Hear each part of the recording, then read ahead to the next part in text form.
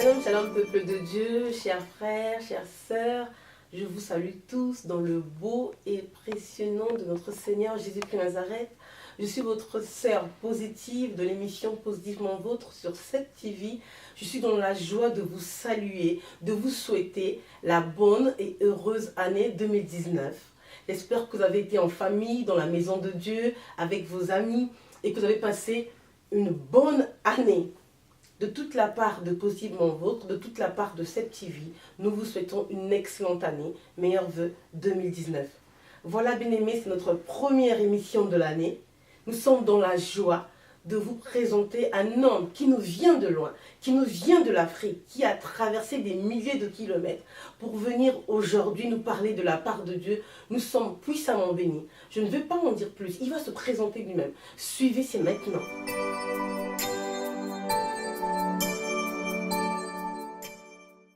Bienvenue à vous, bien-aimés, dans votre émission préférée, Positivement Vôtre, sur votre chaîne préférée 7TV. Je suis donc votre sœur, la sœur positive, et je suis avec un prophète de Dieu, celui qu'on appelle le prophète des nations, le prophète Alain Niquez Anessan. Il va se présenter. Bonjour, prophète. Bonjour, la sœur positive. Comment allez-vous, homme de Dieu? Très bien, par la grâce de Dieu. C'est une joie pour nous de vous recevoir ici. Ah, le plaisir, il est partagé. Merci de me recevoir. Merci à 7TV, à qui je souhaite vraiment bonne année. Et puis, bonne année aussi à tous ceux qui nous suivent de là où ils sont. En tout cas, c'est un privilège pour moi, voilà, de pouvoir me retrouver sur votre plateau et en votre présence. Effectivement, je suis le prophète Alain Niquez. Je suis ivoirien, de père et de mère. Voilà, j'ai vécu en Côte d'Ivoire depuis ma plus tendre enfance. Et depuis près de 18 à 19 ans, voilà, nous servons Dieu à plein temps. Voilà, nous sommes consacrés au service de Dieu. Nous avons été appelés par la grâce de Dieu à être prophètes des nations. Depuis 10 ans aujourd'hui, nous dirigeons une église qui est l'Alliance du Chandelier d'Or. Voilà, nous avons commencé nos premiers pas dans le mouvement évangélique qui s'est fait dans notre pays vers la fin au début des années 90 et vers la fin. Nous avons connu un vrai réveil avec Paix à son âme, le prophète Kakou Sévérin. C'est dans cela que nous sommes allés à l'église Foursquare et nous avons fait nos premiers pas. Et il faut dire aussi que nous avons été beaucoup influencés par le mouvement pentecôtiste, évangélique, avec Bénigne et toutes ces choses. Nous avons baigné dans l'onction. Vous avez parlé du prophète Kakou Sévérin. Vous étiez dans son église? Oui, j'étais dans son église. J'étais à la branche du Plateau. Bon, c'est une commune de la Côte d'Ivoire. J'étais dans la branche du Plateau. C'était en quelle année, s'il vous plaît? C'était au début des années 2000. Voilà. D'accord, donc vous l'avez bien connu avant qu'il parte. Voilà, avant qu'il parte. Vers la fin des années, vers la fin des années 90, voilà, le mouvement était très fort. C'est dans son église que vous avez connu le Seigneur? Non, c'est pas dans son église. J'ai connu le Seigneur sur les bancs de l'école. J'avais eu un frère, ami, qui est venu... En fait, il faut dire pour la petite histoire que je suis né dans une famille chrétienne. Ah, vous êtes né dans une famille chrétienne? Voilà. Ma mère est chrétienne, elle est protestante et c'est elle qui m'a envoyé à l'église. Donc depuis ma plus tendre enfance, j'ai baigné dans la chrétienté et jusqu'à ce que vers mes 12 ans, voilà, je pense vers la classe de 5 et 4e, moi-même je me tourne un peu vers le monde pour découvrir un peu. Voilà. Et puis après, vers la classe de seconde, première, je suis revenu à lui. Et qu'est-ce qui vous a poussé à revenir à lui? Il s'est passé quoi? Premièrement, il faut dire que c'était une rencontre personnelle. Il est arrivé que vers de la transition j'ai eu une seconde difficile. J'ai eu une seconde difficile parce que malheureusement pour moi, j'ai repris la seconde parce que j'étais devenu très voyou, très païen. Voilà, donc j'ai repris la seconde et ma mère a commencé à me porter des messages de foi pour me dire, écoute mon fils, je crois que tu as un grand destin, ne le gaspille pas. Et petit à petit, quand la transition de la seconde à la première, j'ai eu la grâce d'avoir un ami d'enfance qui est venu au quartier après les vacances et qui m'a apporté la parole. Voilà, il m'a apporté la parole, il a commencé à m'évangéliser, me réévangéliser encore, me dire que voilà, j'ai un appel, Dieu l'a emmené pour me dire qu'aujourd'hui il veut commencer quelque chose avec moi. Et c'est comme ça que voilà, j'ai une rencontre. Et quand il vous évangélisait, vous aviez tout de suite accepté ou vous étiez réfractaire? Bon, je veux dire, j'avais déjà la semence de Dieu. Parce que puisque depuis longtemps, ma mère me parlait, donc j'avais déjà la semence de Dieu. Et j'étais curieux de découvrir qu'est-ce que ce Dieu-là avait pour moi. Donc c'est comme ça que, gloire soit rendue au Seigneur, un soir, j'étais avec ma petite sœur et puis un autre ami d'enfance. Et puis j'ai eu la grâce d'avoir une visitation prophétique. À la maison? À la maison. À la maison, on était en train de partager. On discutait un peu des prophètes et on a même parlé de, si vous me permettez de citer, de William Branham, de certains hommes de Dieu comme ça. Et puis, voilà, j'ai senti la présence de Dieu et j'ai eu une visitation angélique. J'ai vu un ange. Vous avez vu un ange? Oui, j'ai vu un ange. J'ai eu la grâce de voir un ange. Parce que je me suis dit, Dieu, il s'est dit, cet enfant-ci, il faut que je lui fasse quelque chose de particulier pour qu'il vienne totalement à moi. Sinon, ça sera compliqué. Voilà. Ma mère, par exemple, m'a rendu un témoignage où quand j'avais 4 ans, j'ai regardé une famille et je préfère taire le nom de la famille. Et j'ai dit à la maman qui est la mère de la famille, je lui ai dit, votre famille va voir une visitation. Et c'est arrivé. À 4 ans? À 4 ans. Dans la période où ça s'est passé, voilà, la famille a eu quelques décès, quelques situations difficiles. Et après, la dame a dit vraiment, ton fils m'avait dit ça, elle m'avait dit ça. Donc aujourd'hui, je pense que souvent, il est important de comprendre qu'on peut être prédestiné à quelque chose. Et je crois que c'est mon cas. Voilà. Et là, Dieu voulait parce que le frère, il m'a parlé, mais il fallait que Dieu me touche d'une façon particulière pour que je puisse céder totalement à l'appel de Dieu. Et je crois que c'est ce qui s'est passé. Donc vous avez vu un ange, il était blanc, noir? Il était lumineux, il était glorieux avec des cheveux qui avaient l'air fin, de couleur un peu or, mais les vêtements, je n'arrivais pas à les distinguer parce que c'était vraiment éclatant. Voilà, vraiment, et qu'est-ce que l'ange vous a dit? Rien de spécial, j'ai juste senti la présence de Dieu énormément, il n'a pas parlé, il n'a rien dit. Mais je vais dire que le soir de cette manifestation, voilà, le soir de cette manifestation, j'ai senti une présence m'envahir. J'ai marché seul dans tout le quartier là, mon quartier d'enfance à Marcory, en train de cogiter ce qui m'était arrivé, jusqu'à ce que, parce que ma petite soeur était venue, mais c'était la fin des vacances, comme j'avais dit, les vacances scolaires. Donc elle est retournée là où elle étudiait. Je suis resté seul dans la chambre. Et puis, j'ai entendu une voix m'appeler, comme je vous entends là. La voix m'a dit, m'appeler par un nom spirituel. Voilà, m'appeler Aléniquez, et puis après m'appeler Ebenezer. Ebenezer, c'est dans 1 Samuel chapitre 7. Voilà, ça part de la pierre du secours. Donc c'est comme ça que j'ai entendu Ebenezer. Et quand je suis rentré, je suis revenu dans ma chambre, je suis mis en genoux, j'ai eu une vision comme une extase, où j'ai vu 2 personnes qui sont venues, qui m'ont imposé les mains. Et j'ai vu de l'huile couler sur ma tête, spirituellement. Et dans cette huile était écrit prophétie, miracle. Et c'est comme ça que voilà, j'ai plus jamais laissé la main du Seigneur après cette visitation. C'était extraordinaire. Voilà, et c'est la première fois que je parle vraiment, vraiment clairement comme ça. Et après ça, je suis retourné à l'école, mais sur les bancs, il y avait des manifestations de l'Esprit de Dieu. Et tout. Et je me suis, comme j'étais à Bobo, j'étais à Marcory, c'est là que ma mère était, mais je fréquentais à Bobo. J'ai demandé s'il y avait une église et tout. C'est comme ça qu'un ami m'a parlé de l'église de Carrefour-Sévérin. Donc on y est allé, voilà, quelques temps après, on y est allé. Et j'ai connu un pasteur là-bas qui était mon premier pasteur. Et puis je suis allé dans son église. Comment s'appelait ce pasteur? Pasteur Bonnie Olivier. D'accord. Voilà, je suis allé dans l'église, il était le pasteur à l'époque. On est resté là et tout. Bien vrai que j'avais déjà reçu l'appel, mais je suis rentré dans l'église tranquillement, j'ai commencé à servir normalement. Et j'ai eu la grâce après aussi de pouvoir commencer j'ai été favorisé, de faire des mouvements de jeûne. J'ai commencé à manifester l'onction, bien vrai, après avoir connu les étapes. Vous leur avez raconté ce que vous étiez arrivé? Voilà. Ils étaient au courant? Ils étaient au courant. Ils m'ont dit qu'effectivement j'étais un appelé. On avait voulu même commencer l'école et tout. Et puis il est arrivé qu'en 2000, au début des années 2000, le prophète est décédé. Le prophète Carrefour-Sévérin. Après, Foursquare a connu certains mouvements. Et puis dans ces mouvements, moi j'ai fait un bout de temps où j'ai fait que les mouvements de jeûne. Voilà, je fais que les mouvements de jeûne. Après, il est important d'être sous autorité.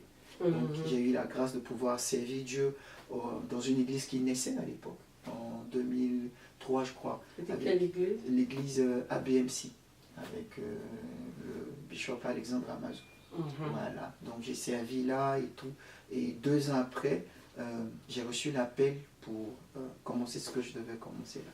Voilà, la mission que j'ai dirigée aujourd'hui. En 2005. En 2005, je suis allé à Mission Alcor. On a commencé par une cellule de prière. Et que veut dire en réalité Alcor? Alcor veut dire Alliance du chandelier d'or. Dans Zacharie 4, verset 6, il dit spécifiquement que la plénitude de l'esprit se manifeste par un chandelier. Dieu promène son regard sur toute la terre, la plénitude de l'esprit se manifeste par un chandelier. Et ce chandelier d'or, comme nous l'appelons, c'est une alliance de la plénitude du Saint-Esprit. Voilà, une alliance de plénitude. Donc nous sommes une mission de réveil spirituel, d'impact prophétique, de délivrance. Voilà, c'est une église apostolique avec un fort mouvement prophétique. Voilà, et par la grâce de Dieu, nous en avons 5 à Abidjan. Voilà, et nous sommes en train d'ouvrir ici en Allemagne. Et voilà un peu. Vous avez l'intention de vous étendre dans le monde entier? Oui, nous essayons. Et quelle est la vision quelle est la vision de l'homme de Dieu? D'abord, c'est une vision, comme j'ai dit, missionnaire. Une mission, c'est une église. Nous voulons ouvrir des églises locales, mais surtout dans le cadre de l'évangélisation et, comme j'ai dit, de l'impact prophétique. C'est une église de réveil. Voilà, nous voulons gagner des âmes, former des disciples et les envoyer. Voilà, comme une mission apostolique. Nous voulons gagner des âmes, former des disciples et les envoyer. Voilà. Nous voulons découvrir des potentiels, déployer ces potentiels-là et voilà, maximiser ce potentiel en transformant un simple fidèle qui, s'il a l'appel de Dieu, demain devient un puissant serviteur de Dieu. Alléluia. Et quelle est votre confession de foi? Je crois en Dieu le Père, qui est créateur de toutes choses. Je crois qu'il a un Fils qui est venu pour sauver l'humanité, qui est Jésus-Christ de Nazareth, qui est le salut de quiconque croit. Alléluia. Et je crois au Saint-Esprit, en sa puissance. Je crois que le Saint-Esprit n'est pas juste un mouvement, c'est pas juste une puissance. Je crois que le Saint-Esprit est la personne divine de Dieu. Voilà, dans ces temps qui sont les temps de la fin, qui peut nous sceller pour que nous puissions connaître le salut. Voilà, je crois que si quelqu'un n'a pas l'Esprit de Dieu, bon, il n'a pas Christ. Merci de Dieu. Est-ce que vous pouvez nous parler de votre ordination? Il faut dire que j'ai été ordonné de façon... quand j'étais d'abord établi, voilà, établi sur l'œuvre. Parce que d'abord j'ai fait l'école, voilà, j'ai fait l'école, on a fini, on nous a ordonné pasteur normalement. Voilà, ça c'était au début toujours des années 2000, on va dire dans le courant 2004 et tout. Et puis après, quand j'ai commencé l'église en 2007, 2 ans plus tard en 2009, j'ai été consacré prophète des nations. Au début, on vous avait ordonné, qui c'est que vous avez ordonné après l'école? Après l'école, c'était celui qui dirigeait l'école, c'est Kwasi Philippe, le docteur Kwasi Philippe, voilà, qui était à l'époque père spirituel même du feu prophète Kakoussé Bénin. Oh, c'est lui qui vous a ordonné? Oui, c'est lui qui nous a donné, il nous a formés. Quand on a fini, il nous a fait la remise du diplôme, l'ordination. Et après ça, j'ai eu la grâce de pouvoir commencer l'église en 2007. Voilà, donc en 2007, quand on a commencé, 2 ans après, j'étais ordonné par mes pères. Il y avait Bishop Alexandre, le révérend Jean-Baptiste Nebien, qui était à l'époque président, qui était aux Assemblées de Dieu, et puis voilà, un parterre d'hommes de Dieu. Et là, ils vous ont ordonné prophète des nations. Prophète des nations. Et pourquoi expressément prophète des nations? Prophète des nations parce que je crois que chacun de nous, comme je dis, a été prédestiné à quelque chose. Nous avons reçu un appel spécifique par rapport à notre destinée. Donc, prophète des nations parce que j'avais déjà eu à l'époque la grâce de pouvoir voyager, mais ce n'est pas ça qui fait de vous un prophète des nations, mais c'est surtout l'impact qu'on a par rapport à une nation, par rapport à certaines prophéties que nous donnons, par rapport à l'exactitude, voilà, des prophéties justement concernant les nations. Par exemple à l'époque, par exemple, j'étais allé au Togo, c'est un cas qui m'a marqué parmi tant d'autres. J'étais à Lomé quand j'ai dormi une nuit et puis j'ai eu une vision. J'ai vu des étudiants, des jeunes gens se lever et puis être dans la rue. Et puis quand je me suis levé, j'ai donné la prophétie. Je suis rentré en Côte d'Ivoire. Quelques temps plus tard, ça s'est manifesté. Il y a eu certaines protestations et tout. Et voilà. Comme je suis allé au Cameroun, c'était la période des élections. Je crois en 2008 ou 2009. Et puis j'ai prophétisé que le président Biya allait être réélu. À l'époque, il y avait un mouvement, on voulait qu'il ne soit pas, on voulait qu'il ne soit pas. Je lui ai dit à l'église en plein culte, non, je reçois qu'il soit réélu. Et ça s'est fait. Et il y a des témoins de ça. Voilà. Donc aujourd'hui, les prophètes de Dieu ont la possibilité de dire qui peut être président de tel ou tel. Oui, ils ont la capacité de le dire. Les gens se plaignent que oui, vous les prophétisez que sur les mariages, sur les voitures.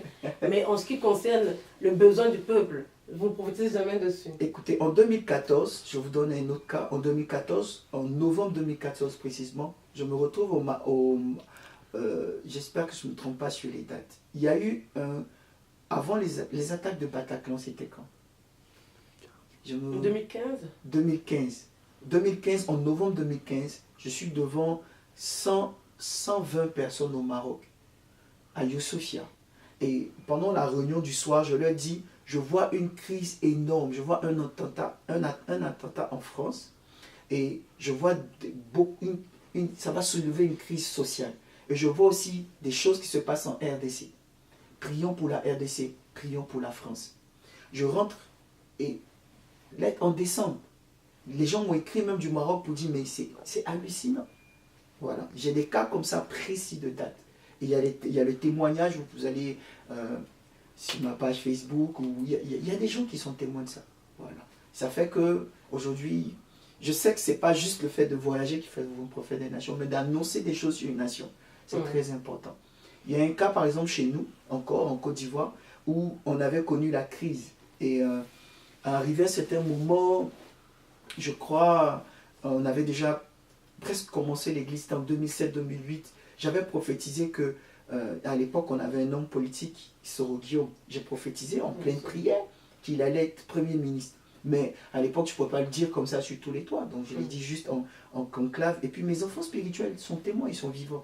Donc prophétiser, c'est pas juste dire, voilà, tu t'appelles Sonia, tu fais ceci, tu fais cela. Non. Mais annoncer des oracles sur une nation ou sur une situation peut faire de vous rendre éligible pour être prophète des nations. C'est clair. Quand vous regardez la vie de Jérémie, dans Jérémie 1, la Bible va vous dire que Dieu l'a établi sur les nations pour arracher, détruire, semer, planter, des choses comme ça. Donc, c'est très important de spécifier ça. Voilà. Merci, homme de Dieu. Alors, bien-aimés dans le Seigneur, à vous qui venez de nous rejoindre sur le plateau, nous sommes toujours avec notre invité spécial, le prophète des nations, Alain Niquet-Zamson. Vous êtes donc notre émission Positivement Vôtre avec la sœur positive sur Sept TV. Homme de Dieu, quel regard portez-vous aujourd'hui sur l'Église, sur le corps du Christ? Waouh, cette question-là est une question délicate. Parce que si vous parlez du corps du Christ et que vous ne parlez pas bien, vous vous mettez à dos beaucoup de personnes. Mais écoutez, il faut prendre les taureaux par les cornes, il ne faut pas prendre de gants, il faut dire la vérité. Aujourd'hui, le constat est délicat. Parce qu'il faut aller dans le sens de la parole de Dieu. La Bible dit que dans les derniers temps, les hommes seront fanfarons, amis de l'argent, ennemis des gens de bien. Et nous pouvons voir ça dans 2 Timothée chapitre 3 à partir du verset 1. Donc il est important de comprendre quelque chose. Quand vous prenez 2 Timothée chapitre 3, ça vous fait 2 fois 3, ça fait 6. Je crois que dans 2 Timothée chapitre 3, il est cité 18 comportements. Quand vous prenez 6, 6, 6, ça fait 6 plus 6, ça fait 6 plus 6 plus 6, ça fait 18. Je crois que dans les derniers temps, le signe de la bête, ce n'est pas seulement quelque chose qui serait écrit 666, mais c'est un ensemble de comportements que les gens auront, qui feront qu'ils auront la marque de la flétrissure. Parce que quand on parle de manteau ou d'action avec Dieu, ça parle du comportement, du caractère. Donc, pour moi, aujourd'hui, dans l'Église, nous constatons que déjà, souvent, il y a des gens qui ont le caractère d'agneau, mais qui sont des loups ravisseurs. Voilà.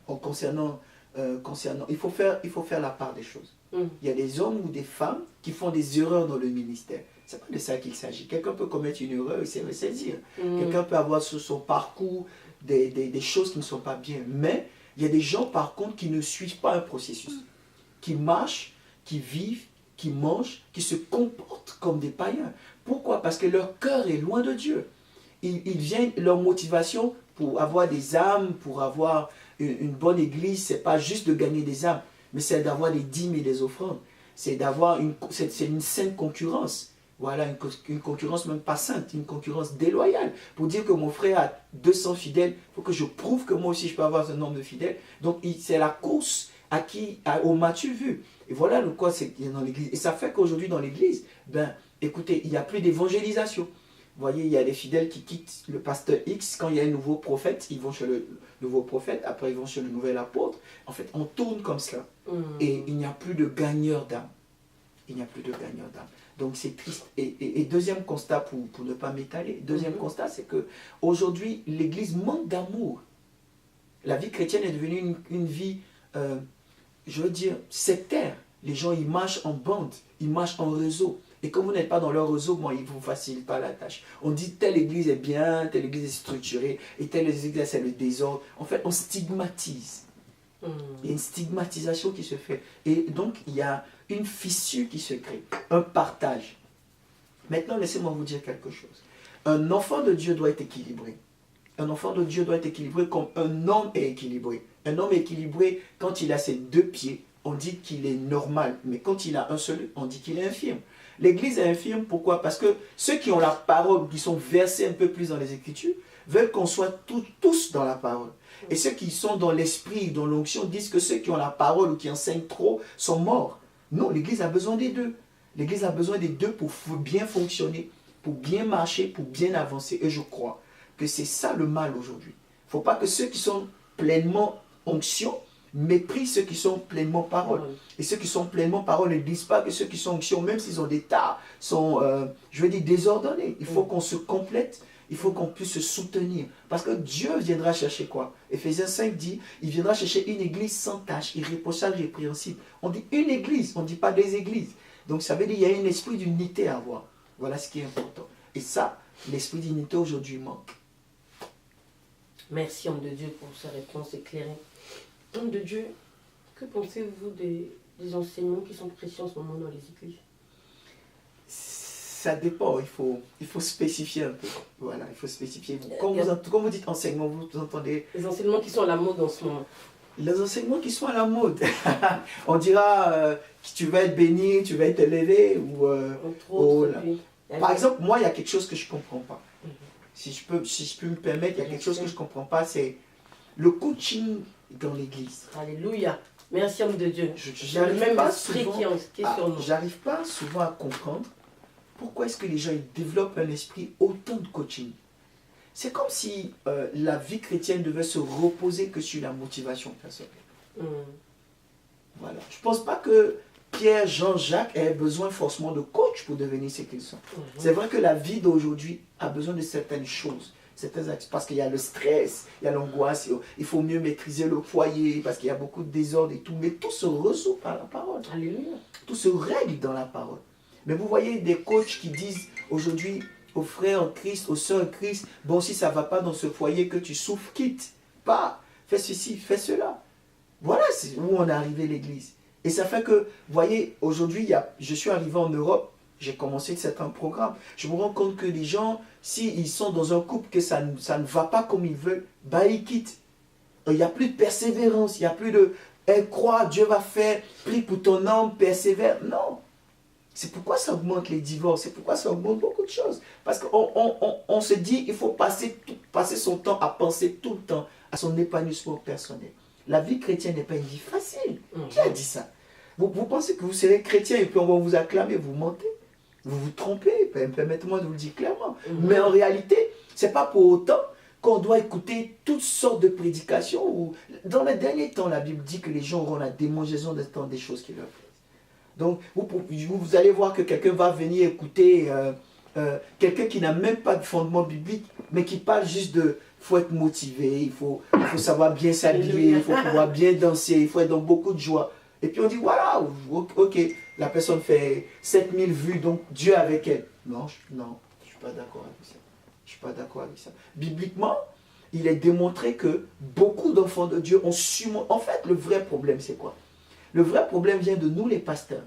Nous avons délaissé le véritable enseignement, des enseignements basiques, comme la foi, l'espérance et certaines choses, pour des enseignements comme tu dois devenir, tu dois te réaliser, tu dois exploser, tu dois avoir tel nombre de voitures. Tu voyez, tu dois être le mieux vu, le mieux apprécié, le mieux sapé. Ah, écoutez, si un chrétien entend ça, il a envie d'entendre quelqu'un qui va le motiver encore à ça plus. C'est ça.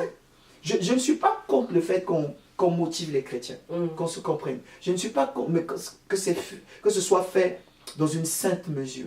Nous avons écouté des hommes de Dieu comme Créfodola, comme T.D. Jakes et tout. Nous avons traduit leur message en français qui nous ont boostés. Mais aller dans le sens de écouter à tout va, toute forme de motivation, pensée positive. La pensée positive, il y a des choses qui se cachent derrière. Voilà, la pensée du New Age et tout ça. Nous savons qu'il y a des... Écoutez, je ne vais pas rentrer dans certains détails, mais c'est souvent subtil. Le diable vient de façon subtile au milieu de nous pour infiltrer certains enseignements, pour pouvoir nous attirer à lui, nous détourner de la sainte foi. Et ça, c'est l'apostasie. Et vous allez être étonné qu'il y a moins de miracles, qu'il y a moins de conversions. Parce que c'est qu'on dit là. Jean dit, dans Jean 6, 63, que la parole esprit et vie. Les chairs ne servent de rien. Si nous prêchons la puissance de Dieu. Écoutez, aujourd'hui, je viens en France, c'est pour juste prendre mon cas.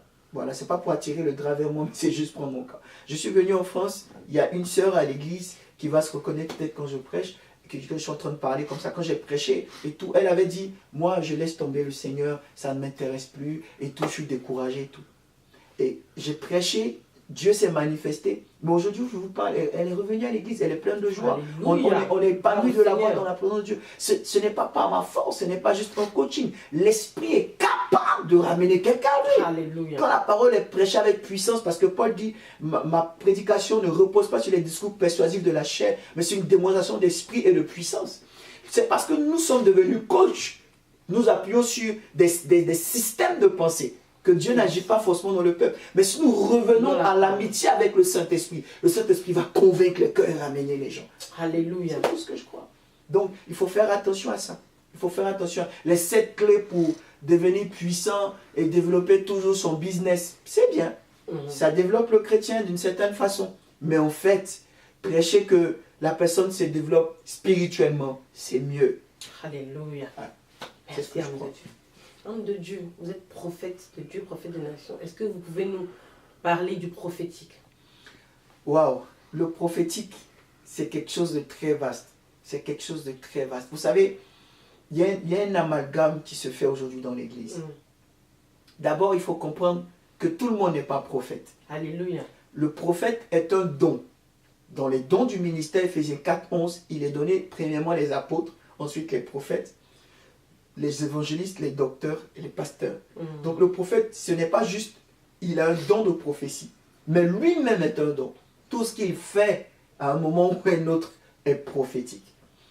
Voilà. Et il y a, dans ce système de pensée, il y a plusieurs sortes de prophètes. Vous voyez, je vais dire, il y a des prophètes majeurs, il y a des prophètes mineurs, il y a des gens qui ont eu plus d'influence dans le ministère prophétique. Et il y a des prophètes aussi qui, comme Ézéchiel par exemple, n'ont pas donné trop de grandes prophéties sur une nation, mais qui sont prophètes, qui ont agi pour la délivrance d'Israël. Il y a des prophètes comme Ésaïe, qui n'ont pas fait trop de miracles, mais qui sont prophètes parce qu'ils ont écrit 66 livres prophétiques. Vous voyez un peu? Donc, ce n'est pas parce que quelqu'un ne fait pas trop de miracles qu'il n'est pas prophète. Et ce n'est pas parce que quelqu'un en fait trop qu'il est prophète. Il faut savoir avoir le discernement et le juste milieu. Maintenant, ce n'est pas parce que vous donnez aussi des prophéties à l'église que vous êtes prophétesse. Voilà ce qu'on voit dans l'église aujourd'hui.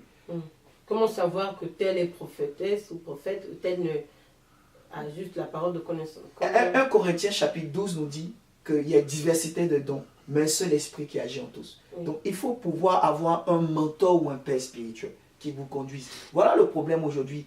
Quand quelqu'un commence à manifester un don dans l'église, il ne veut plus écouter quelqu'un. Je vais vous dire, il est arrivé qu'on prie dans l'église pour avoir un frère qui puisse avoir un don de guérison. On a prié, Seigneur, suscite les dons de guérison. Le frère venu dans l'église, il a commencé à manifester le don de guérison. Il a quitté l'église, allait créer son église. Pourquoi? Parce qu'il est devenu puissant, d'après lui, en guillemets. pour dire que Dieu l'utilise, donc il va créer son église. Je veux dire, ce n'est pas un don qui fait un ministère. Ce n'est pas un don. Ce n'est pas parce que je prophétise trop que je suis appelé au ministère. Maintenant, se soumettre à un père spirituel qui vous conduit, quand Paul a eu ce qu'il a eu comme appel, la Bible dit il a connu quand même Gamaliel. Il est revenu vers Céphas pour que on lui impose les mains dans l'église d'Antioche. Voilà, pour qu'on le libère dans le ministère. Toi qui es ton père spirituel, toi qui dis que tu as un don, tu as un appel, qui t'oriente dans le ministère, qui te dit voici ceci, voici cela. C'est pour ça qu'il faut un mentor. Parce que sinon, il a l'expérience nécessaire. Voilà. Et même quand on parle de père spirituel, un père spirituel, ce n'est pas un mentor. Un mentor, ça... Vous m'avez devancé, j'allais poser la question. Un père spirituel, ce n'est pas un mentor. Ce n'est pas juste quelqu'un qui te suit de loin ou qui t'influence dans le ministère. Un père spirituel, c'est vraiment le gardien de ton âme. Quelqu'un qui te parle, qui te cadre, à qui tu te soumets, qui puisse conduire ta vie. Voilà. Et c'est très important. Et comment faire pour avoir ce père-là? Il y a deux cas. On peut avoir un père spirituel parce que Dieu nous le donne. Dieu nous l'impose. Je donne un exemple. Dieu dit à Élie, va, prends Élisée, oins-le. Parce qu'après toi, il fera ceci ou cela. Vous voyez, vous connaissez l'histoire d'Élie et Élisée. Il va, il jette le manteau sur lui. Élisée le suit. Et il y a le cas, par exemple, spontanément, de Josué et de Moïse. Josué a commencé à servir Moïse petit à petit, petit à petit. Au fur et à mesure, il a vu que quand à la fin de sa vie, il devait partir, Dieu lui a dit non, prends Josué, c'est lui qui conduira le peuple. Donc il y a ces deux cas-là. Dieu peut te donner un père et toi-même tu peux servir quelqu'un qui sera ton père. Donc il ne faut pas prendre le témoin d'une personne. Voilà le problème qu'on a aussi à l'église, hein. Je vous dis la vérité. Les gens, ils prennent le témoignage de quelqu'un pour leur témoignage. Tu peux lire l'expérience de quelqu'un, même dans son livre, mais son expérience n'est pas forcément ton expérience. Voilà. Dans mon cas, je suis passé par certaines mains de certains hommes de Dieu. Voilà. Mais aujourd'hui, j'ai quelqu'un qui est un père. Et quand je dis père, c'est dans tout le sens du terme. Parce que j'ai vécu... soumis à lui. Oui. Comment vous l'avez fait pour le choisir? D'abord, il faut reconnaître que cet homme de Dieu-là est venu à moi par des circonstances. Voilà. J'étais dans une vraie crise quand je l'ai rencontré. Une vraie crise émotionnelle, spirituelle. Je dis la vérité avec toute humilité qu'il faut en tant que prophète. J'avais besoin d'autres orientations, d'autres soutiens dans la prière. Je me sentais rejeté. Et lui, il m'a aimé, il m'a apprécié, il a vu en moi le potentiel, il m'a dit tu es jeune mais Dieu veut te rendre grand. Et il m'a soutenu. Et arrivé à un certain moment, quand je priais, c'est son amour, sa volonté, sa passion que je sentais dans mon cœur qui revenait à chaque fois. Je me laissais guider par lui. Même quand, malgré que j'étais avec lui, j'avais envie de m'accrocher à telle ou telle personne parce que cette personne me plaisait ou avait quelque chose que j'aimais dans sa prédication, Dieu me ramenait à lui. Et parfois, j'étais même déçu. J'ai rencontré des hommes de Dieu, je me suis déplacé même dans d'autres pays, je suis allé les rencontrer, j'ai prié avec eux. Après, ils me disaient non, si tu ne fais pas telle somme d'offrande, je ne peux pas être ton père. Après, non, si tu ne peux pas faire telle chose, je ne peux pas être ton père. Ou bien, il me stressait comme ça, ou faisait ceci. Mais mon père spirituel m'a accepté avec beaucoup d'amour. Voilà, il m'a pris comme cela. Il m'a boosté avec sa patience, avec son amour. J'ai eu envie de me lever. Vous savez, souvent, le problème avec nous, les chrétiens, c'est qu'aujourd'hui, on aime les pères. On aime les pères. Célèbres. Merci. En fait, on est dans le même esprit. On aime les pères qui sont célèbres. Faut que si je cite le nom de mon père spirituel tout de suite, que les gens ne le connaissent pas trop dans la francophonie, ils vous disent, mais est-ce que lui-là même, il est vraiment loin? Il faut que ton père spirituel fasse 19 000 vues, 50 000 vues sur Facebook pour qu'il soit ton père. J'en ai pas besoin. Ce qui est important, c'est comment il impacte ma vie. L'impact qu'il a sur moi et l'amour qu'il a pour moi. Parce qu'il est le gardien de mon âme. Est-ce que si je chute tout de suite, mon père spirituel aura toujours la force d'être mon père? Il y a des pères, quand tu chutes, ils ne te reconnaissent plus. J'ai vu des pères spirituels désavoués, des fils spirituels directs sur Facebook. Lui là, ce n'est pas mon fils. Je ne le reconnais pas. Oh. Oui. Mais pourquoi donc? Ok. Parce que c'est comme ça la vie d'aujourd'hui. C'est pourquoi je disais plutôt que l'amour est en train de fuir. En train de fuir. Moi, après avoir traversé ce que j'ai traversé, parce que la vie de prophète a ses vicissitudes aussi. Je peux dire sans contredire que si je rencontre quelqu'un, je préfère plutôt l'aider à se relever que de pouvoir martyriser cette personne. Parce que j'ai une forme d'expérience par rapport à ça. Et mon père spirituel, voilà l'amour qu'il m'a donné. C'est un amour de père. Il vous a porté. Il m'a porté. Des gens sont venus lui dire, t'es sûr que ce jeune homme-là, tu es sûr que ce monsieur-là, tu pourras l'aider ou il pourra se relever? Il dit, je suis avec lui, c'est mon fils. Il n'a pas honte ou peur quand je dis quelque part, c'est mon père. Quel que soit ce que vous pouvez penser de moi, lui, il m'aime malgré ça. Voilà un père. Et c'est rare aujourd'hui dans la francophonie. C'est rare. Souvent même les pères, même eux-mêmes, ils aiment les fils qui peuvent les célébrer. Vous voyez, quand un fils spirituel est très connu, il est fier, c'est mon fils. Voilà. Et souvent, on ne les forme même pas. On n'a pas du temps pour eux. On ne leur récupère pas des valeurs. On vient, on les récupère juste. Voilà, le père spirituel, il arrive à un certain niveau. J'ai vu des... Moi, je suis choqué quand je connais en Côte d'Ivoire des fidèles qui ont tel père spirituel. Mais ils mettent la photo de Marcelo Tounassi ou de Joël Tatou, qui ne connaissent ni d'Adam ni d'Ève. Mais le père spirituel qui est à l'église, qui les forme, qui leur enseigne la parole, il n'a même pas sa photo. On ne le connaît même pas. Mais eux, ils ont leur fils aussi qui les élève. Je ne dis pas que c'est mauvais en soi. Mais je dis juste qu'il faut faire attention quand on est une brebis. Celui qui te forme, qui t'enseigne, qui prend tes dîmes, qui prend tes offrandes, celui qui te garde à l'église, c'est ton père. Il faut l'honorer. Même s'il n'a pas 50 000 vues, il faut l'honorer. Demain, s'il arrive qu'il devient grand ou moins grand, même s'il est petit, c'est ton père. Faut pas être quelqu'un qui... voilà, il ne faut pas quelqu'un qui cherche la célébrité ou trop d'impact. Une fois, j'ai posé une question à une soeur. Elle était avec moi, je connais son père spirituel. Elle avait la photo d'un autre père, d'un autre homme de Dieu célèbre. Je lui ai demandé, tu connais cet homme? Non. Tu connais sa vie? Non. Tu sais où il est? Non. Tu sais où il vit? Non. Tu sais comment il mange? Non. Ah, mais sa photo? Non, j'aime trop son ministère. Celui qui t'enseigne à l'église, c'est qui? Tu connais comment il mange? Oui. Tu sais comment il dort? Oui. Tu sais où il veille? Ou comment il veille? Comment il te prend à l'église? Oui. Mais pourquoi lui, tu ne l'honores pas comme ça? Pourquoi tu ne le célèbres pas? Pourquoi toi, tu ne le rends pas grand? Si toi, tu ne le rends pas grand en tant que son fils, qui le rendra grand? Qui le célébrera? Ceux que tu élèves aujourd'hui, il y a des gens qui ont financé leur audio, leur communication, leurs choses. Il y a des gens qui les ont portés. Toi, tu portes ton père comment? Pour qu'il devienne grand aussi. Bon, bref. Ce qui est sûr, c'est le constat que je fais dans l'église. Voilà. Moi, mon père spirituel, je l'aime comme il est. Que vous le connaissiez ou pas, ça ne m'intéresse pas. Ce qui est important, c'est ce qu'il est pour moi. Et je connais sa vie, je connais son bureau, je connais son église, je connais sa famille, je partage avec lui. Je préfère quelqu'un comme ça. Voilà. Maintenant, le reste, ça peut être des mentors, en guillemets, des gens qui peuvent t'influencer dans un certain domaine, qui peuvent t'apporter quelque chose, te coacher. Il y a même des aînés dans la foi que je connais, que je fréquente, que j'apprécie. Donc, on peut avoir un père, des mentors, des aînés, on peut avoir tout ça. Oui, il suffit juste de pouvoir savoir faire la part des choses. Paul dit, on a un père, mais beaucoup de tuteurs. Il dit ça quand il parle à l'église de Corinthe. Un seul père, mais beaucoup de tuteurs. Quand il parle d'Apollos et tout, il explique clairement que ce sont des gens qui ont un à semer, l'autre à planter. Dieu a arrosé, il a fait pousser. Et aujourd'hui, il faut que quelqu'un comprenne qu'on peut être influencé par beaucoup de personnes. On peut être influencé par des choses. Il y a des gens qui sont en Afrique, mais qui sont influencés par Joss Meyer. Ok? Mais sur place, ils ont des gens qui les suivent. Vous êtes d'accord avec moi? Ils ont des gens, ils ont une église, ils ont une assemblée. Donc il faut pouvoir faire la part des choses. Joss Meyer n'est pas ta mère spirituelle. Ton père ou ta mère, c'est celui ou celle qui est le gardien, le pasteur de l'église. Maintenant, elle est comme un mentor, quelqu'un qui te suit et tout, que tu suis, pardon, qui t'influence par ses enseignements, par certaines choses et tout ça. Donc il faut pouvoir faire la part des choses. Il ne faut pas négliger ça. Merci, homme de Dieu. Voilà, bien-aimés, à vous tous qui nous suivez, vous tous qui venez de rejoindre cette émission. Nous sommes donc à la 3e partie de notre émission, Positivement Vôtre, sur 7 TV. Nous sommes avec le prophète des nations, Alain Nicaise Hamsan.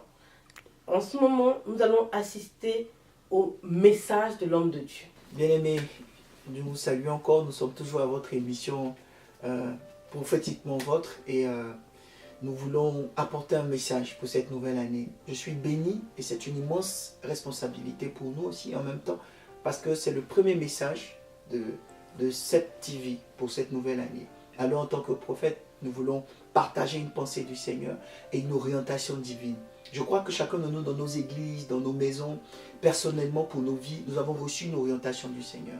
Peut-être d'autres ont reçu année de distinction, année d'accomplissement divin et j'en passe. Mais nous voulons juste apporter un éclaircissement sur un certain nombre de choses et vous booster par rapport à votre foi. Voici, il est dit dans Juge chapitre 8, à partir du verset 4, Gédéon arriva au Jourdain et le passa, ainsi que les 300 hommes qui étaient avec lui. Juge 8, verset 4.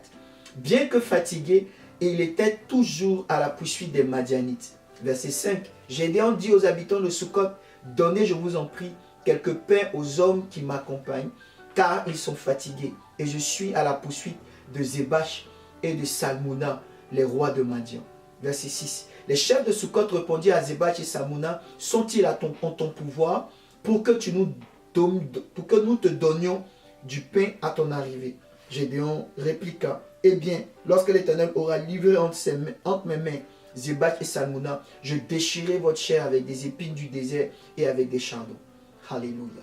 Voyez, ici nous parlons dans le contexte historique de ce passage d'un homme qui s'appelle Gédéon. Donc, dans ce temps, précisément, Dieu n'avait pas encore établi de roi sur Israël. Donc Dieu spontanément choisissait des hommes, comme il est arrivé avec Samson ou Déborah et j'en passe, pour pouvoir délivrer ou agir dans la vie des Israélites. Et dans cette partie, à partir du chapitre 6, Dieu vient susciter un homme. La Bible nous raconte comment Dieu a suscité Gédéon. Gédéon a été pris de sa maison, il était Benjamin, de la tribu de Benjamin. Et lui, en tant que Benjamin, il était le plus petit de sa famille. Et Dieu le suscita. Dieu lui dit, au travers d'un ange, Gédéon va avec la force qui est en toi. Gédéon va après choisir un parterre d'hommes pour aller délivrer son peuple de la main de Madian. Parce que rappelez-vous qu'à cette époque, Madian venait pour voler les récoltes du peuple juif. Et quand c'est arrivé ainsi, il est arrivé qu'il traverse le Jourdain à la poursuite des rois de Madian. Mais avant cela, Dieu avait fait un tri dans l'armée qu'il avait, et il a pris juste 300 hommes. 300 hommes. Je veux dire que je suis convaincu, comme il est dit ici dans Juge 8 à partir du verset 4, que vous avez des combats, des défis. Vous avez marché toute l'année 2018 à la recherche de certaines choses que vous n'avez pas encore. Et vous arrivez certainement à l'orée de 2019 fatigué. Il y a de l'espoir pour vous. Certainement vous avez traversé vous aussi votre Jourdain. Il y a de l'espoir pour vous. Le Jourdain qui symbolise ici la traversée 18-19, le Jourdain qui peut symboliser aussi les difficultés que vous avez à la poursuite de votre espoir, à la poursuite d'un mariage, d'un foyer, à la poursuite d'un enfant. Vous avez beaucoup de fatigue en vous, beaucoup de stress, beaucoup d'angoisse. Mais la Bible dit que Gédéon a traversé juste avec 300 personnes. Je voudrais dire la première chose qui est celle-ci. Quand vous êtes dans la vie d'aujourd'hui, il peut arriver que des gens vous abandonnent, que Dieu fasse un tri autour de vous. Pas parce que ces gens sont mauvais ou que vous êtes mauvais, mais juste parce que là où vous allez, vous ne pouvez pas aller avec tout le monde. Vous ne pouvez pas espérer avoir les mêmes amis, les mêmes collègues, les mêmes relations que vous avez tout le temps. Pourquoi? Parce que quand Dieu veut vous élever, il est obligé de faire un tri autour de vous. Il y a des expériences que vous avez vécues, peut-être vous vous êtes senti abandonné par un certain nombre de personnes. C'est juste parce que là où vous allez, la traversée que vous devez faire, vous ne pouvez pas y aller avec tout le monde. N'ayez pas peur. Ce n'est pas pour autant que Dieu vous a abandonné. Deuxième chose, quand Gédéon traverse le Jourdain, il arrive qu'il rencontre des habitants de Sukkot. Rappelez-vous que nous parlons du peuple juif. Donc les habitants de Sukkot étaient juifs comme Gédéon. Ils avaient la même nature que lui, ils connaissaient le même Dieu, mais ils ne l'ont pas soutenu. La Bible dit que les habitants de Sukkot même vont lui dire, est-ce que Zébach et Salmouna sont déjà sous ton pouvoir? Ça veut dire que Gédéon, qu'est-ce que tu as comme preuve de ton appel? Qu'est-ce que tu as comme preuve, comme signe qui dit que tu es vraiment oint? Je vais dire ça comme ça, où tu es vraiment établi par Dieu pour nous demander des choses, ou nous ordonner des choses. Tu n'as pas encore fait de preuve. Je suis convaincu que dans ce deuxième point, le petit A, vous avez des amis, vous avez des connaissances, mais qui ne croient pas en vous. Vous avez des gens, des soutiens, même en 2019. Certainement, il y a des gens sur qui vous allez vouloir compter ou vous appuyer qui peuvent ne pas répondre. Ça ne veut pas dire que Dieu n'est pas avec vous. Ça ne veut pas dire que parce que ton frère ou ta soeur ne te soutient pas, Dieu n'est pas avec toi. Je t'en supplie. Deuxième chose, c'est que quand Gédéon demande aux habitants de Sukkot du pain, c'est parce qu'ils sont fatigués. Mais en réalité, même les gens qui sont de la même nature que lui, de la même famille que lui, qui sont hébreux comme lui, ne l'ont pas aidé, mais ils lui ont demandé en plus encore un signe s'il était vraiment oint. Donc quand les gens ne voient pas des preuves de ce que vous êtes, quand ils ne voient pas encore que tu es devenu l'homme d'affaires ou la femme mariée, ou que tu n'as pas une forme de bénédiction, parce que l'homme regarde aux yeux, ils ne peuvent pas croire en toi. Mais ce n'est pas parce que les gens ne croient pas en toi que toi tu ne dois pas. Gédéon lui a répondu, il répliqua que vous allez voir, je vais vaincre et vous-même je vais vous traiter durement. Je veux dire à quelqu'un qui me suit que pour cette année 2019, même si personne ne croit en toi pour toi-même. Tu as été caché par certaines épreuves comme Gédéon. Tu es peut-être le plus petit, peut-être la marginaliser, la minimiser, mais Dieu veut se révéler à toi. Peut-être que toi, tu ne vois pas un ange, mais tu reçois ce message qui t'est donné par le prophète Amesaleni. C'est un appel que Dieu te donne. Plusieurs nous regardent, mais sont des Gédéons pour leur famille, Gédéons pour leur nation, Gédéons pour un couple, peut-être même pour ton mari, tu es le Gédéon. Pour ta femme, tu es le Gédéon. Quelqu'un qui va délivrer, restaurer sa famille. Et c'est pourquoi je te dis, même si les gens ne croient pas, crois en toi pour toi-même. Les gens ont besoin de voir des choses afin de pouvoir s'assurer et d'avoir foi. Mais toi, Dieu a cru en toi avant toute chose. Poursuis. Je veux terminer en disant ceci. Lorsque Gédéon leur a répliqué qu'il allait avoir la victoire, c'est parce qu'il avait l'audace et la foi en lui. Il savait le Dieu qu'il avait appelé. Compte sur toi et tes ressources, non pas sur les hommes. Et tes ressources sont celles-ci. Le Dieu des armées.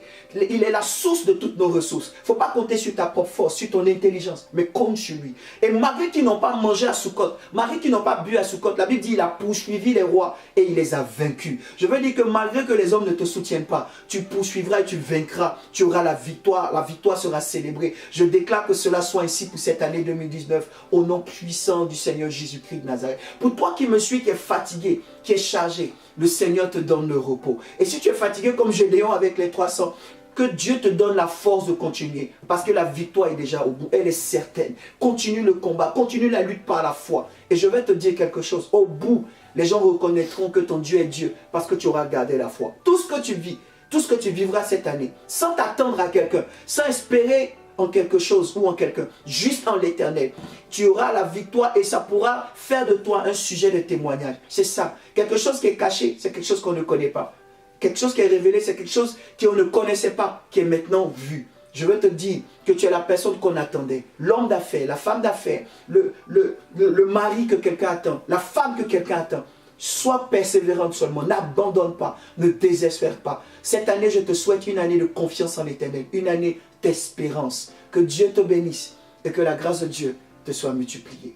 Amen. Voilà, peuple de Dieu, après avoir écouté le message puissant de réveil apostolique du prophète des nations, du prophète de Dieu, nous voici maintenant arrivés à la dernière partie de notre émission. Toute bonne chose a une fin, bien-aimée. Si vous ne rejoignez qu'en ce moment, c'est pas grave, la Bible déclare que la fin d'une chose vaut mieux que son commencement. Homme de Dieu, Oui. quels sont les projets pour l'Église? Oh. Les projets sont simples. Ici, nous sommes en train de préparer quelque chose de puissant aussi. Nous voulons travailler en mouvement, en ministère, pour envoyer un fort mouvement prophétique pour l'Europe tout entière. Donc voilà, nous serons plus fréquemment ici. Nous allons essayer de faire la navette et tout. Et puis pour l'église Alcor, nous sommes en train de préparer des conventions. Voilà, des conventions, des conférences, des conférences d'impact prophétique pour l'année qui arrive. Voilà, et c'est un peu ça notre actualité. Nous espérons pouvoir, de gauche et de droite, susciter des hommes et des femmes qui puissent répondre à l'appel du Seigneur pour les derniers temps, apporter un message prophétique, voilà, pour ramener le cœur des hommes vers Dieu, comme Élie en son temps. Donc voilà notre objectif. Et comme nous sommes venus, nous avons senti ce besoin. Et voilà, c'est le travail que nous voulons faire. Et ensuite, cette année, comme j'ai dit, faire des conventions pour l'église là-bas en Afrique. Et puis voilà, construire une cathédrale. Voilà, nous espérons cette année pouvoir achever, d'avoir une parcelle bien et puis construire quelque chose à la gloire du Seigneur. Ouais. Et quels sont les projets pour l'homme de Dieu? Personnellement, je voulais dire personnellement. Toujours dans le cadre du ministère. Ok. Vous voulez avoir des partenaires, peut-être que vous voulez lancer un appel. Puis il y a des personnes qui vont aimer votre message, qui vont vouloir s'associer avec vous, être sous votre couverture, je ne sais pas. Oui. Si vous voulez lancer un appel pour des partenariats. C'est super de dire ça parce que pourquoi ce qui m'intéresse aujourd'hui, c'est de pouvoir créer une école aussi des prophètes.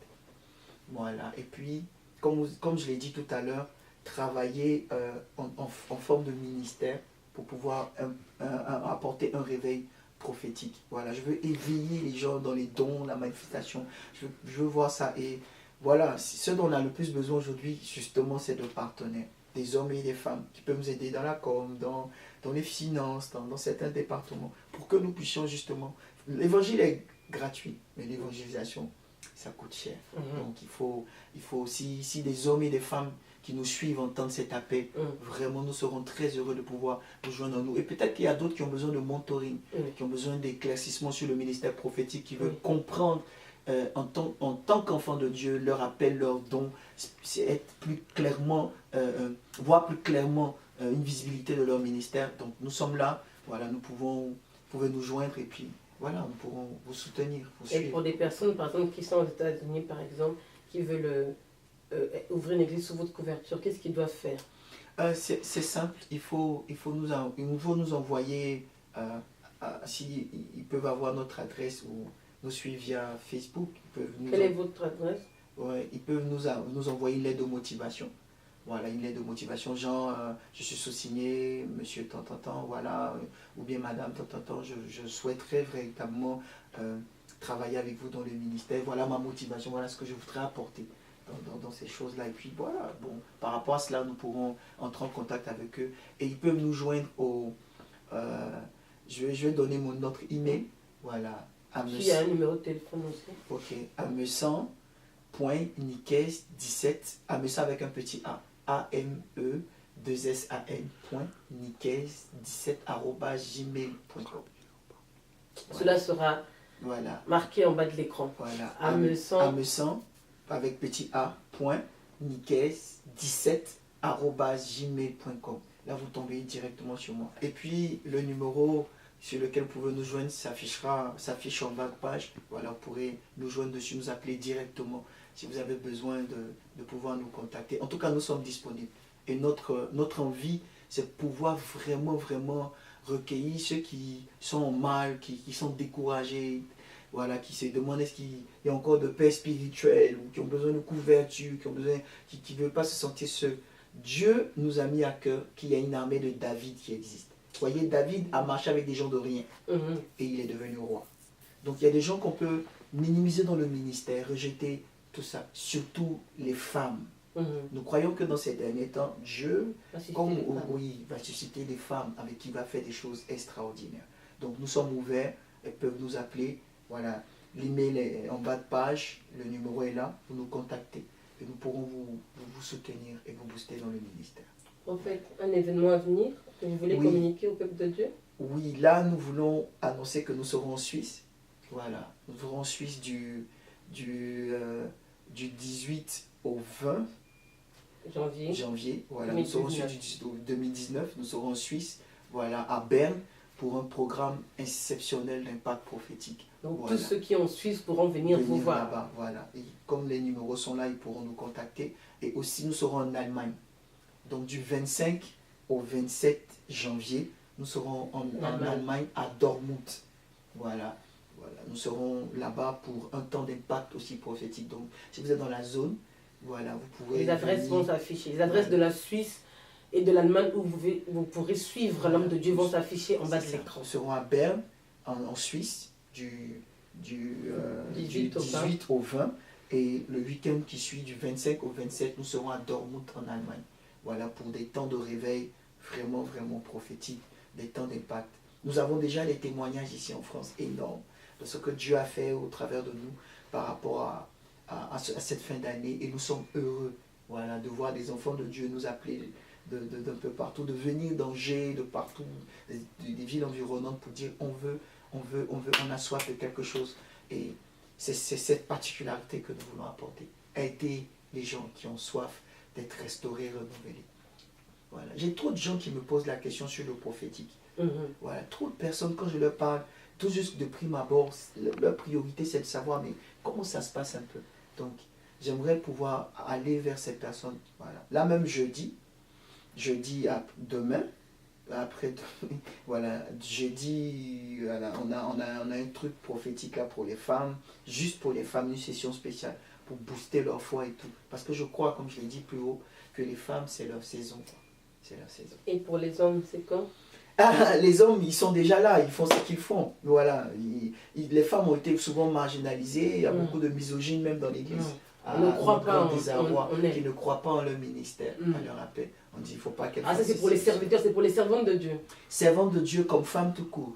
Il faut leur redonner espoir en leur capacité. Voilà. Les bras les bouches pour évangéliser ne sont pas assez. La moisson abonde. N'est-ce pas que c'est Marie de Magdala et l'autre Marie là qui ont découvert le corps de Jésus qui n'était plus dans le tombeau. Donc il faut pouvoir leur laisser la place. On est des hommes, c'est vrai, mais je pense qu'elles ont quelque chose de particulier. Sinon Dieu n'allait pas se révéler à elles d'abord pour qu'elles aillent dire à leurs frères ou aux apôtres, écoutez, il est ressuscité. C'est des femmes qui sont allées dire ça, n'est-ce pas? Donc elles peuvent évangéliser, elles peuvent faire des choses. Et nos églises aujourd'hui sont composées en majorité de femmes. Donc c'est un bras armé du Seigneur qu'il ne faut pas négliger. Il faut les booster, il faut les encourager. C'est surprenant peut-être d'entendre ça de la bouche d'un homme, mais c'est ce que je crois en tant que prophète. Dieu, dans ces derniers temps, a quelque chose de spécifique à faire avec les femmes. C'est un grand réveil. Merci prophète. Le mot de la fin. Je ne peux que bénir Dieu. Bénis Dieu pour la confiance que vous avez eue en m'invitant. Bénis Dieu pour l'église CEP, pour CEP TV même, pour ce privilège. Merci à votre équipe. Voilà, merci à votre équipe. Et puis, je ne peux pas citer tout le monde nommément, mais merci beaucoup pour la confiance. Et puis, en même temps, encourager quelqu'un pour lui dire que le meilleur ami dans ces derniers temps, c'est le Saint-Esprit. Ne restez pas chez vous pour dire, je suis troublé, je ne sais pas. Il y a beaucoup de chrétiens qui sont à la maison. J'ai remarqué en Europe, qui ne vont même plus dans une église. Ils prient chez eux juste par Internet et tout. Mais il est important de comprendre que celui qui donne le discernement par excellence, c'est le Saint-Esprit.